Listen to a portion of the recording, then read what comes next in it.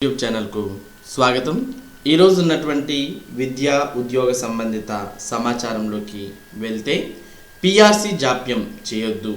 రాష్ట్ర ప్రభుత్వం 11వ పిఆర్సి అమలుపై తాజాగా నియమించిన కార్యదర్శుల కమిటీ తన నివేదికను జాప్యం లేకుండా సమర్పించాలని ఏపీ ఎస్సీ ఎస్టీ ఉపాధ్యాయ సంఘం రాష్ట్ర అధ్యక్షుడు సామల సింహాచలం డిమాండ్ చేశారు. ఈ మేరకు ఆయన ఒక ప్రకటన చేస్తూ సాధారణంగా పిఆర్సి నివేదికను ఉద్యోగ సంఘాలతో చర్చించి యథావిధిగా అమలు చేయడం ఆనవాయితీగా వస్తోందని, అయితే రాష్ట్ర ప్రభుత్వం పిఆర్సి నివేదికను అధ్యయనం చేసి నివేదిక సమర్పించేందుకు మరోసారి రాష్ట్ర ప్రభుత్వ ప్రధాన కార్యదర్శి ఆదిత్యనాథ్ దాస్ నేతృత్వంలో 6 కార్యదర్శుల బృందాన్ని ఏర్పాటు చేస్తూ జీవో నంబర్ 22 విడుదల చేసినట్లు తెలిపారు. ఇప్పటికే 11వ పిఆర్సి అమలులో 2.5 ఏళ్లు ఆలస్యం జరిగినందున ప్రస్తుతం ఏర్పాటైన కార్యదర్శుల కమిటీ ఎటువంటి జాప్యం లేకుండా తన నివేదికను ప్రభుత్వానికి అందజేయాలని ఆయన కోరారు.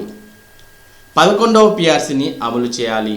ఉద్యోగ ఉపాధ్యాయ పెన్షనర్లు గత 3 సంవత్సరాలుగా ఎదురుచూస్తున్న 11వ వేతన సవరణను తక్షణం అమలు చేయాలని ఆంధ్రప్రదేశ్ ఉపాధ్యాయ సంఘం ఆపస్ రాష్ట్ర అధ్యక్షుడు శ్రావణ్ కుమార్ డిమాండ్ చేశారు. తిరుపతిలోని ఆపస్ కార్యాలయంలో శుక్రవారం జిల్లా కార్యనిర్వాహక వర్గ సమావేశం నిర్వహించారు. రాష్ట్ర ప్రధాన కార్యదర్శి ఎస్ బాలాజీ మాట్లాడుతూ సిపిఎస్ను వెంటనే రద్దు చేసి పాత పెన్షన్ విధానాన్ని అమలు చేయాలని అన్నారు.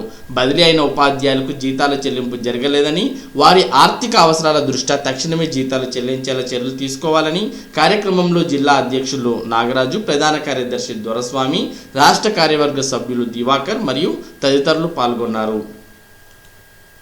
పిఆర్సీఏపై కాలయాపన తగదు. ఎస్టీయు ఉద్యోగుల పే రివిజన్ కమిటీ పిఆర్సీపై ప్రభుత్వం కాలయాపన చేయడం తగదని రాష్ట్రోపాధ్యాయ సంఘం ఆంధ్రప్రదేశ్ ఎస్టీయు ఏపీ తెలిపింది. ఈ మేరకు శుక్రవారం ఎస్టీయు రాష్ట్ర అధ్యక్ష ప్రధాన కార్యదర్శులు జోసెఫ్, సుధీర్ బాబు, మల్లు రఘునాథ్ రెడ్డి ఒక ప్రకటన విడుదల చేశారు. నిత్యావసర వస్తువుల ధరలు ఆకాశాన్ని అంటుతున్న తరుణంలో 33 నెలల నుంచి పిఆర్సీ కోసం ఉద్యోగులు ఎదురు చూస్తున్నారని అన్నారు. రాష్ట్ర ప్రభుత్వ ఉద్యోగ ఉపాధ్యాయ పెన్షనర్ల ఆశలపై నీళ్లు చల్లుతోందని ఆరోపించారు. అక్టోబర్ 5వ తేదీన పిఆర్సీ కమిషన్ ప్రభుత్వానికి నివేదిక సమర్పించినప్పటికీ దానిని ఉపాధ్యాయ ఉద్యోగ సంఘాలతో చర్చించి ఇప్పటికే అమలు చేయాల్సి ఉందని అన్నారు. ఈ సమయంలో ప్రభుత్వ ప్రధాన కార్యదర్శితో కమిటీ వేసి మంత్రివర్గ సంఘానికి నివేదిక సమర్పించాలని ఉత్తర్వులు జారీ చేయడాన్ని తీవ్రంగా వ్యతిరేకించారు.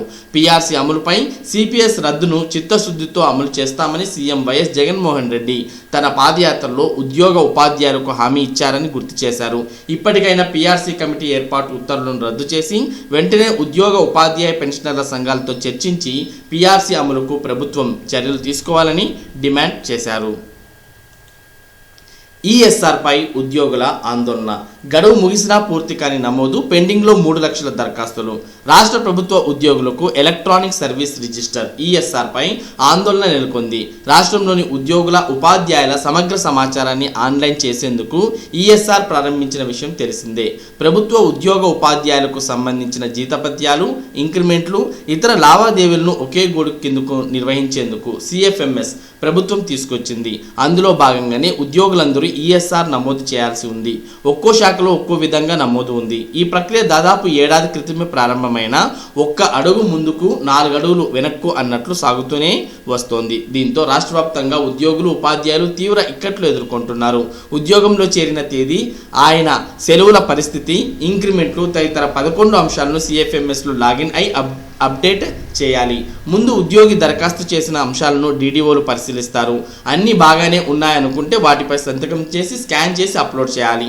ఆ తర్వాత బయోమెట్రిక్ ద్వారా సిఎఫ్ఎంఎస్కు పంపించాలి. ఆడిట్ అనుమతించగానే ఉద్యోగి ఈఎస్ఆర్ పూర్తయినట్లు లెక్క. అయితే ఒక్కో ఉద్యోగి ఈఎస్ఆర్ 150 నుంచి 300 పేజీల్లో ఉంటుంది. వీటిపై సంతకం చేసి అప్లోడ్ చేయడం పెద్ద తతంగం. కొంతమంది డీడీఓలు వారే అప్లోడ్ చేస్తున్నారు.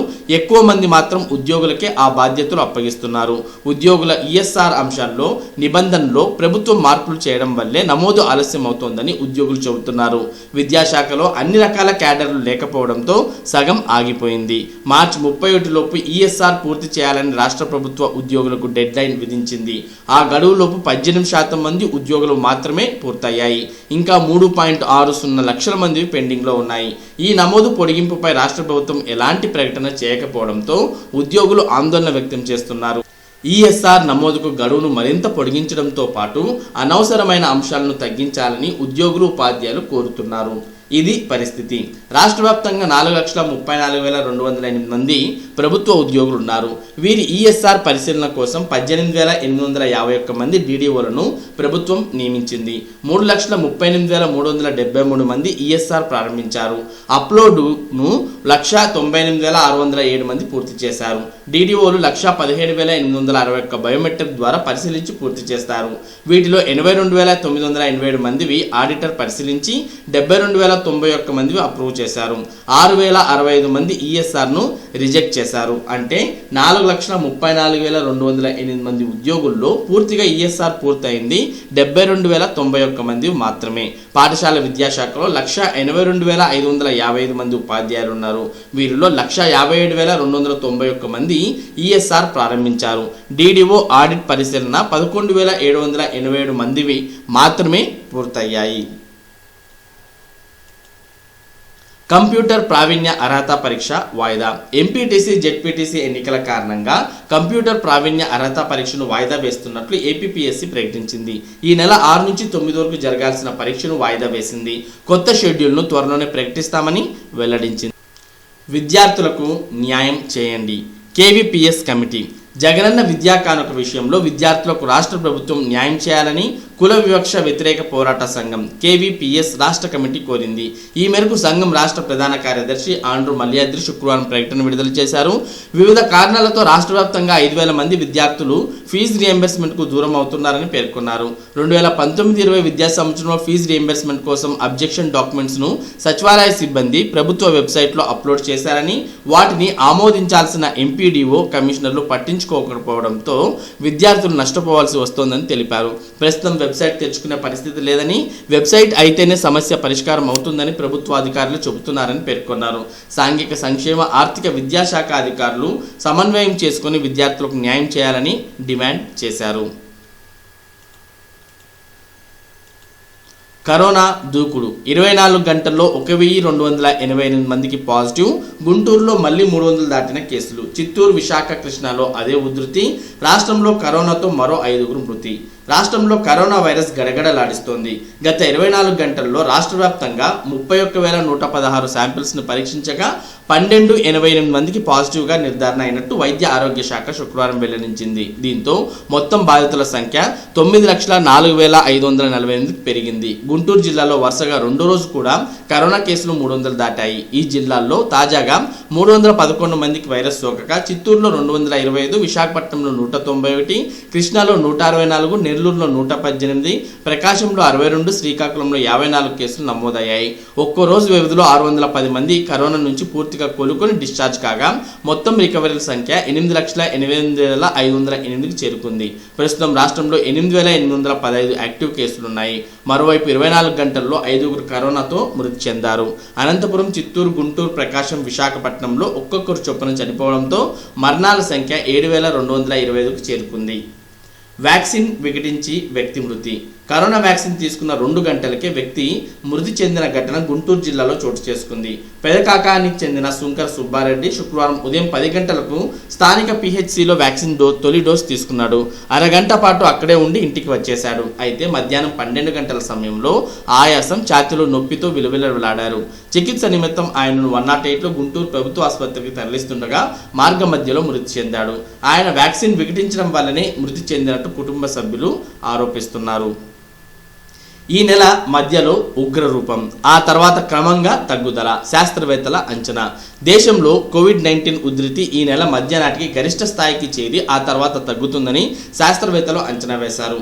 వారు ఒక గణిత నమూనాను అనుసరించి ఈ అంచనాకు వచ్చారు. దేశంలో సాగుతున్న కోవిడ్-19 రెండో ఉధృతి ఈ నెల మధ్య నాటికి గరిష్ట స్థాయికి చేరుతుందని శాస్త్రవేత్తలు పేర్కొన్నారు. ఆ తర్వాత ఇన్ఫెక్షన్లు గణనీయంగా తగ్గుతాయని చెప్పారు. ఒక గణిత నమూనా సాయంతో వారు ఈ లెక్కలు కట్టారు. కాన్పూర్ ఐఐటికి చెందిన మనీంద్ర అగర్వాల్ నేతృత్వంలోని శాస్త్రవేత్తలు ఈ పరిశోధన చేశారు. ఇందుకోసం వారు సూత్ర అనే గణిత నమూనాను ఉపయోగించారు. కోవిడ్ మొదటి దశ వ్యాప్తి పైన వారు ఇదే నమూనా సాయంతో గతంలో లెక్కలు కట్టారు. గత ఏడాది ఆగస్టులో రోజువారీ కేసులు పెరుగుతాయని, సెప్టెంబర్లో అవి గరిష్ట స్థాయికి చేరుతాయని, ఈ ఏడాది ఫిబ్రవరి కల్లా కేసులు తగ్గిపోతాయని అప్పట్లో తెలిపారు. అదే నమూనా సాయంతో ప్రస్తుతం కోవిడ్ సెకండ్ వేవ్ తీరుతెన్నులను తాజాగా అంచనా అంచనా వేశారు. ఈ నెల 15-20 మధ్యలో భారత్లో రోజువారీ కేసులు గరిష్ట స్థాయికి చేరుకోవచ్చు. దీని ప్రకారం చూస్తే చాలా వేగంగా కేసులు పెరిగినట్లే లెక్క. అయితే ఆ తర్వాత ఇన్ఫెక్షన్ల తగ్గుదల కూడా అంతే వేగంగా ఉంటుంది. మే నెల చివరి నాటికి అనూహ్యంగా ఇన్ఫెక్షన్లు తగ్గిపోవచ్చు అని అగర్వాల్ అభిప్రాయపడ్డారు. గరిష్ట స్థాయిలో ఉన్నప్పుడు రోజువారీ కేసులు ఎన్ని ఉండొచ్చన్న దానిపై కొంత అనిశ్చితి ఉందన్నారు. వీటి సంఖ్యలో గణనీయ పెరుగుదల నమోదవుతుండటమే ఇందుకు కారణమని చెప్పారు. ప్రస్తుతం రోజువారీ కేసుల సంఖ్య 1,00,000కు చేరువవుతుందని అన్నారు. ఇది కొంత హెచ్చుతగ్గులకు లోను కావచ్చని చెప్పారు. అయితే ఇన్ఫెక్షన్లు తారస్థాయికి చేరే సమయంలో మాత్రం మార్పు ఉండబోదని అన్నారు. కరోనా సెకండ్ వేవ్లో పంజాబ్ మొదటి గరిష్ట స్థాయికి చేరుకుంటుందని అగర్వాల్ తెలిపారు. కొద్ది రోజుల్లోనే అది జరుగుతుందని అన్నారు. ఆ తర్వాత మహారాష్ట్రలో రోజువారీ కేసుల సంఖ్య తారస్థాయికి చేరుతుందని చెప్పారు. దేశంలో రెండో ఉధృతిపై తీరుతెన్నులపై హర్యానాలోని అశోక విశ్వవిద్యాలయానికి చెందిన గౌతమ్ మేనన్ సహా పలువురు శాస్త్రవేత్తలు విడివిడిగా వేసిన లెక్కల్లోనూ ఇదే ఫలితం వచ్చింది. మరి ఇవి ఈరోజు ఉన్నటువంటి విద్యా ఉద్యోగ సంబంధిత సమాచారం. ఇటువంటి ముఖ్యమైన సమాచారాన్ని భాస్కర్స్ ఏరియా ప్రతిరోజు మీకు అందించడం జరుగుతుంది. మరి ఈ సమాచారం మీరు పొందడానికి మన భాస్కర్స్ ఏరియా ఛానల్కు సబ్స్క్రైబ్ అవ్వండి. Thank you for watching this video.